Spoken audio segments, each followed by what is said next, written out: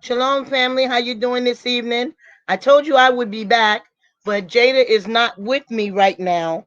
And the video that we was going to do this evening, we're going to wait until tomorrow morning, and we're going to do it then. But there is something I want to talk to you about, family, because as I told you already, I have a new channel that is going to be premiering soon. I don't really want to talk about it, but I am going to give you a little bit of background on it.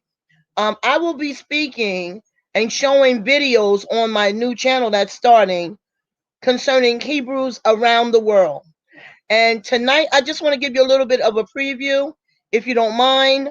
For those of you who will watch this video later on, there is disturbing news coming out of Nigeria, and I just have to be honest with you about it, family. The news that is coming out of Nigeria, it is very disturbing, and I want my brothers and sisters who are considering moving to Nigeria, I want you to think twice about what you might want to do, and that is in moving to Nigeria. And I'm going to show you why.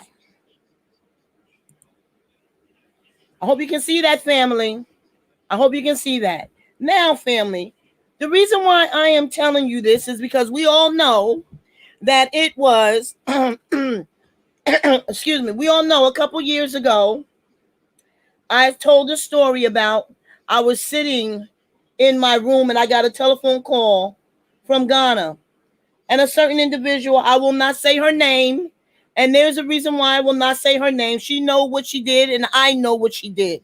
And more importantly, I'm just going to leave it at that. It was something that sisters should not do to one another. But anyway, I received a telephone call, at which time I got on the phone and I made another telephone call to a brother in Israel. And that brother in Israel and myself, we collaborated, and was telling the brother about what was going on. Then we had a three-way telephone conversation. And you know what, family? I don't like to play that game of just using not using people's names. So I'm gonna be honest about what's going on. Because I don't like it when people they talk about people, but they won't say their name. So here's what happened. I was sitting in my chair that I'm sitting in right now in my room, and I received a telephone call from Ghana. And Olila was on the ending of that telephone call. Now, when I received the telephone call from Ghana, it was Olila, and she was talking to me, and she was telling me about some things that was going on and about a rabbi that she had seen, and no, not rabbi, one of the elders in Israel that she had talked to that was a chief over a tribe, and she was telling me about it. And as she was telling me about it, I began to cry. And then I called Olila back, and Richmond Osei Atweed, he can confirm this. He can confirm it to you, family. I called her back because I was sitting here thinking, when I hung up the phone with her the first time, I sat before Yah and I cried. And then I called Olila back, and I was talking to her for the second time. And then her and I got off the telephone because I told her, I said, we got to do something. Now, when I hung up the telephone with her the second time, Yah, as I began to cry before Yah, I said, what can we do, Yah? And I said, Yah, show them. Show the people that you care for them, Yah, and that you are for them, Most High, Yah. So Yah put in my heart to call certain individuals. The first person we called, it was nothing but about the fame. They wanted the fame of it. But the second person that we called was Joshua Collins. And we told Josh about what was going on and everything like that in Nigeria. And I introduced Joshua Collins to Oli Love Austin. Now, I'm going to say this because I don't play around and I tell the truth. And I don't lie about anything. Oli Love Austin did not know Joshua Collins before I introduced them to one another. And Oli Love Austin was in Africa when I introduced her to Joshua Collins by telephone. But anyway, Joshua, Oli Love, and myself, we collaborated on different things. And that is the true story behind Operation Joseph. Yes, you have people out here taking credit for Operation Joseph that did not start Operation Joseph. because Operation Joseph was literally started by Joshua Collins and myself. We did all the work, and I just have to be honest here. Oli Love, how can you be the founder of Operation Joseph when you was in Africa at the time and you did not do nothing but do a one live video with Joshua Collins? Now let's be honest here about how Operation Joseph started. Okay? But anyway, because I'm talking about Nigeria, I mentioned this because one of the things Oli Love was talking about in her live video, and one of the things she told me on the telephone, was what the Jewish people was doing in Nigeria and what the Jewish people was doing in Ghana, and how they were mistreating the true Hebrews. So, like I said, Operation Joseph was started, and Joshua did an outstanding job on that. And the word got out, and now we see today, and I'm going to be showing a video about this. Now we see today in Nigeria that the Ashkenazis are starting to take possession of the land. And I just watched a very disturbing video of how the Ashkenazis, they are living high on the hog in Nigeria. Yes, they are. They're opening up businesses in Nigeria. They're opening up schools in Nigeria. They're doing various things in Nigeria. And they're also, too, finding the Hebrews that are in Nigeria outside of the Igbo. They're finding Hebrews that are in Nigeria, and they're trying to convert them. The video that I'm going to show you tomorrow is a little bit disturbing because there are a lot of Igbo that practice Judaism. And we know that Judaism is not the way of Yah. We know that. And they practice the Talmud. And we know that the Talmud is not the way of Yah. And they practice the other one that I always jack up the name of it. I think it's the Mitzvah or whatever. I always jack that name up. And we know that that's not the way of Yah. And they are converting a lot of Igbo. And I'm going to show you it in the video tomorrow, family. I'm going to show you how the Jews are living ... Jews ... That's what the algorithms. I'm going to show you how they are living high off the horse, and the original descendants of the ancient Hebrew Israelites, they're not doing too much of anything for them. And if they're doing anything for them, they are giving them scraps off of their tables. And I literally mean scraps, because a bag of candy or a bag of potato chips, that's not nothing. Meanwhile, they're taking thousands of whatever the currency in Nigeria is. Yes, you heard me right. I'm going to show you a Ashkenazi daycare center where they have hired Black Hebrew women to watch over their children. And when the Hebrew women are not watching over their children, they're standing up against a wall. Yes, you heard me right. They are standing up against the wall. Well, doesn't that sound familiar to you?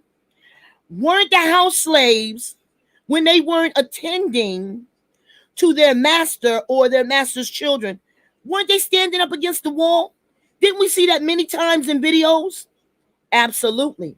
Now I'm going to switch this picture because I want you to see that they are acquiring land in Nigeria. Now, according to what I have been taught, you are not supposed to. If you are not indigenous to the land of Africa, you are not supposed to be able to buy land in Africa. You can lease it for 99 years, but you cannot buy it. So now let me switch over to this, and I want to show you this. Because, see, they're going to the extreme in Nigeria. They're really gearing up. This man, as you can see, the Ashkenazi ... he has some men who are Hebrew. They are descendants of the ancient Hebrew Israelites. He has them taking him up a river. And I'm going to show you the video tomorrow where exactly this man goes to. And you're going to see him hand out little trinkets, and you're going to see him hand out Hanukkah candles, and you're going to see him hand out candy to try to get to try to get in the people who live in this village good graces, because he knows that they are the descendants of the ancient Hebrew Israelites. And he wants to be the first one to come into this village and convert the ancient Hebrew Israelites into Judaism. And I'm going to show you the video so you can see it for yourself, family. You will not believe what is going on in Africa. That's why I keep telling you, family, we need some brothers and sisters to really tell our brothers and sisters in America and around the world what is truly going on. Now I'm going to move to the next picture. Now you can see the words that came out of his mouth right there. Now, family, and the suitcase that he has is filled with his Hanukkah candles and his little trinkets that he's going to give out to the children, and the Hanukkah candles that he's going to give to the parents. He's going to, you know what, they're trading off their birthright for trinkets, because he's going to this village because he needs to learn their Hebrew customs and their Hebrew identity. Also, too, family, I want to remind you that this is replacement. They're trying to replace the true Hebrew Israelites in Africa. Because you see, family, in a third generation, they're going to have children. And their children are going to have children. And then when people ask them, where were you born? They're going to say, I was born in Nigeria. And we all know that the Bible tells us that the Hebrew Israelites fled into Africa. Yes, they fled into Africa. So then when they turn around and they say later on in the third and fourth generation, I was born in Nigeria, they will actually be telling the truth. But just because you're born in Nigeria, it doesn't make you a Nigerian, and it does not mean that you are a descendant of Abraham. They're trying to make the scriptures line up with their background, their origins of where they come from. Like I said, tomorrow I'm going to show you the video. The video is going to be a little bit disturbing because I know it made me feel some type of way, especially when I see my Hebrew sisters standing up against a wall waiting for these little European Ashkenazis to cater to them. And also, too, family, I'm going to show you in the video tomorrow where they have a synagogue. And you won't believe the synagogue that they have. It is beautiful. It is fabulous. But what about the Igbo that are teaching them the real way of Yah? What kind of synagogue did they give them? Well, we all know because Elder Clavis posts it. They got a rinky-dink, busted up synagogue. But yet, wait till you see the ones that the Ashkenazis have in Nigeria. And the funny thing is, family, they even have it written on the outside wall of the temple that the Ashkenazis have in Nigeria. It says donated by the Khazars. And I'm going to show it to you, family. Yes, that's right. I said that it says on the outside wall, donated by the Khazars. And we all know who the Khazars are. If you've done your research, if you've done your history, you know who the Khazars are, family. You know who they are, and you know what they have done, family. So anyway, I'm not going to hold you too much longer. I just wanted to come up here, and I wanted to show you this, family. And I want to tell you that I will be doing the video on this tomorrow. And you're going to see some disturbing things about what what the Ashkenazis are doing in Nigeria. And the way that they're learning the secrets of our people, the traditions of our people, the way of Yah, which is the Hebrew way from our people. And you're going to see what our people are giving them in exchange for all the wealth of information. Because the Ashkenazis, they are giving scraps. They are giving them things that you would give a child over here in America. Just listen, just think about this, family. You teach me about your history. You teach me about your culture. You teach me about the true way of the Most High Mighty One of Israel that we read about in the Bible. I come to your country and you teach me all of that. And I give you a Hanukkah candle in exchange. Or I give you a bag of candy in exchange. We're going to talk about it tomorrow, family. Until then, shalom, have a good night. And Jada and I will be live tomorrow. And also, too, Jada and I will show you the second part of the first video that we did today. Shalom to you, Most High Child. Shalom to you. And there goes my sister. I love you, sis. I haven't seen you in a while. How you doing? All right, family. Y'all bless you and have a good night. Bye-bye. Shalom.